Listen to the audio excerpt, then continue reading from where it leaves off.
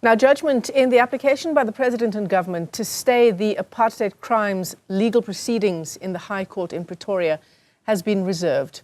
The President and government are arguing that the Commission of Inquiry set up to probe why apartheid-era crimes were not properly investigated or prosecuted should be given space to conclude its work. This will also establish the facts that would assist affected families get justice and answers. Newzroom Afrika's Ziniko Mhlaba is tracking that story for us. Ziniko, good afternoon. Just give us a sense of this application that happened in the High Court in Pretoria, because obviously it would mean that there would be parallel processes that would unfold. It will be the inquiry and this legal process. That is correct, Michelle. Should the court really grant the applicants, the applicants in this case, the President and the South African government, what they're asking for, which is to stay in context, that will mean that they will, to somehow, for lack of a simpler word, they will be excused from the legal process that was instituted by the by the families, but also some human rights organizations early this year. They will not be part and parcel of that legal process, and that is why they are asking the court today to be excused from that, or at least delay that process. However, families and the human rights organization are saying that, well, these are two different processes with two different objectives, so they are not conflicting, in any way. But their main argument, Michelle, is that the President in this particular case, who is now asking for a stay, is actually a respondent, in that primary case. Therefore, having a judicial inquiry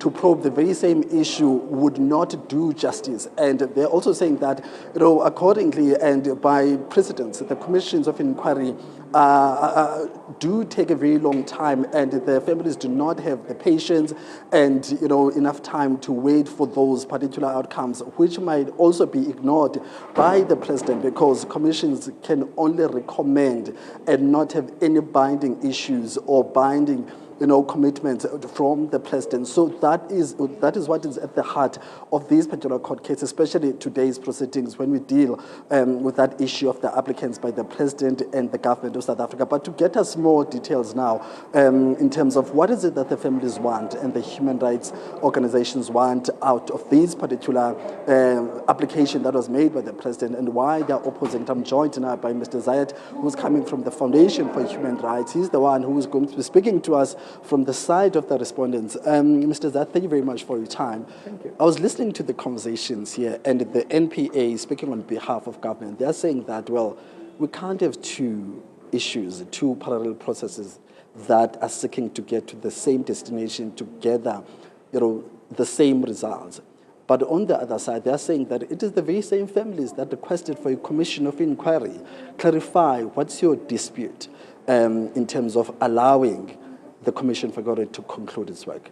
We and the families are very happy that the commission has been instituted, and we fully support its work. And its work will be finding out who precisely gave the instructions to hamper prosecutions and investigations, and who followed those instructions, and which people are criminally liable for the failure to carry out their duties. The exact persons who are responsible does not affect the family's claim that they have suffered harm because of deliberate action on by the state, and they want that issue decided. So I think there are two separate questions here. One, who precisely is involved? And the second question that the families want resolved is, have they in fact suffered harm because of the state's deliberate failure, irrespective of who actually gave the instructions? And based on that, are they due constitutional damages to rectify the harm that they've endured? Those are the questions. And I think there are two separate questions, and I hope the court will find it that way. I mean, looking at what the families and the Human Rights Foundation would get, or some of the things you are seeking this court to rule on, is the fact that the issue of compensation, but also the issue of declaring, in terms of who should be held accountable. One will say maybe those are the primary reasons why you don't want to pause the legal processes in a court of law compared to getting the facts from the Commission for Inquiry. Yeah. Would you agree? Yeah. Remember also that the compensation that we're asking for, the constitutional damages, is to support the families in the continuing pursuit of justice for their particular cases. Those resources are not going to deal with the issue of political interference. That's good. The resources they're asking for are to allow them to support further investigations, inquests, further legal representation that they require to resolve their particular cases. And those resources will be available to any families whose cases have been mishandled by the NPA. So these two issues are really separate. The families are not seeking resources to participate in a commission of inquiry. They are not seeking resources to prosecute anyone for their failure to do their job. That is the job of the commission of inquiry.